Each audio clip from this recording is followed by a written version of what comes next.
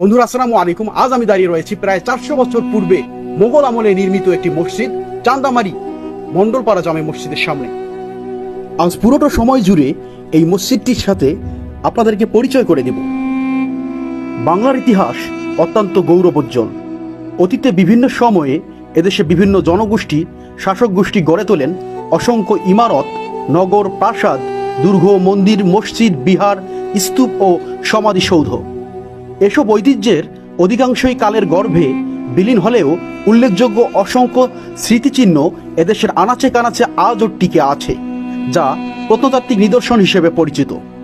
মুঘল আমলে এমনই এক ঐতিহাসিক নিদর্শন দাঁড়িয়ে আছে উত্তরবঙ্গের সীমান্তবর্তী জেলা কুড়িগ্রামের রাজারহাট উপজেলার রাজারহাট সদর ইউনিয়নের চান্দামারি গ্রামে, যা চান্দামারি মন্ডলপাড়া জামে মসজিদ নামে পরিচিত।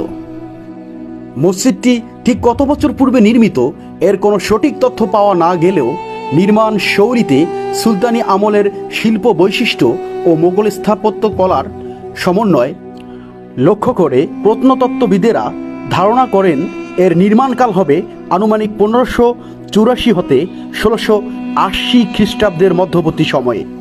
মসজিদটির দৈর্ঘ্য প্রায় 40 ফুট এবং প্রস্থে 20 ফুট। এটি সমতল ঢালি ইট দিয়ে তৈরি করা হয়েছে এবং এর নির্মাণ কাজে ভিসকাস নামে এক ধরনের আঠালো পদার্থ ব্যবহার করা হয়েছে। মসজিদের সামনের দিকে আনুমানিক 4.5 ফুট 3টি বড় দরজা রয়েছে। উপরে 3টি বড় গম্বুজ আছে, যার ব্যাসার্ধ 5.50 ফুট। গম্বুজগুলোর গায়ে দৃষ্টিনন্দন নকশা করা আছে।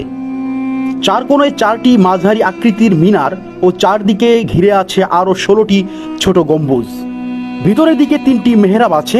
মসজিদের গায়ে অনেকগুলো খিলান আছে। মসজিদটির গায়ে বায়ু চলাচলের জন্য দুই দিকে 2টি জানালা আছে। মসজিদটিতে পাঞ্জেগানা নামাজ ও জুম্মার নামাজ আদায় করা হয়ে থাকে। আপনারা ইচ্ছা করলে ঘুরে যেতে পারেন। ধন্যবাদ।